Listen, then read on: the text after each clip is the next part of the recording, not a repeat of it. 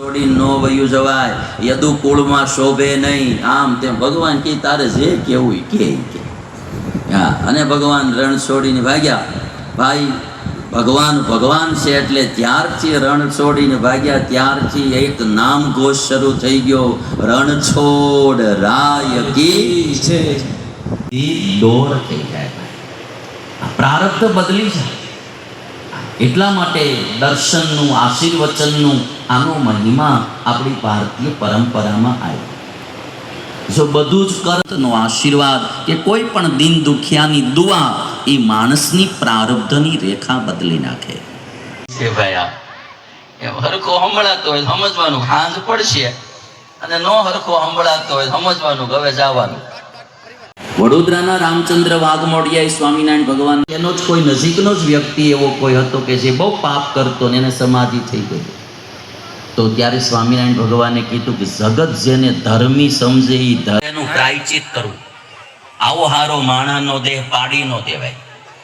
તમને એમ લાગે કે ધંધાપાણમાં બહુ બધા અમે કંટાળી ગયા છે, બહુ આમ થઈ ગયું તેમ થઈ ગયું. ભારત દેશ બહુ મોટો છે.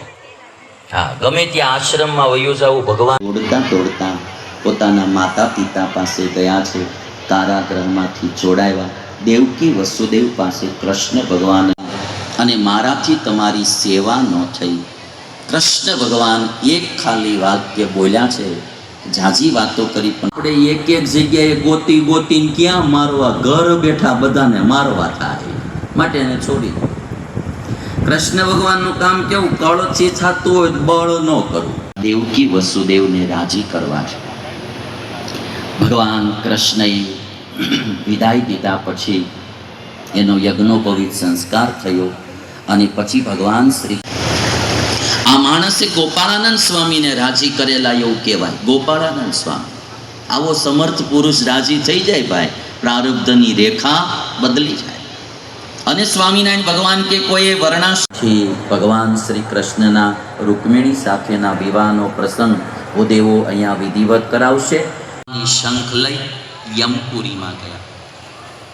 યમરાજાએ કૃષ્ણ ભગવાનનું સ્વાગત કર્યું અને પૂછ્યું, પ્રભુ કેમ આવવાનું થયું? તો કે મારો ગુરુનો પુત્ર તમે અહીંયા લાવ્યા છો, એના કર્માનુસાર એના ફળ ભોગવાવા લાવ્યા છો. એના શરીરમાંથી બનેલો એક શંખ હતો, એ શંખ કૃષ્ણ ભગવાને લઈ લીધો. એટલે કૃષ્ણ ભગવાનના શંખને પાંચજન્ય કહેવામાં આવે. પંચજનના શરીરમાંથી બનેલો આ ગયા ત્યાં પંચજન નામનો અસુર, અને એ અસુરને કીધું કે તે મારા ગુરુપુત્રને માર્યો છે. તો કે ના, મેં તો નહીં માર્યો. અને ત્યારે ભગવાને એ અને સાંદીપની ઋષિના આશ્રમમાં અવંતીપુરમાં ઉજ્જૈન ભણવા મોકલ્યા.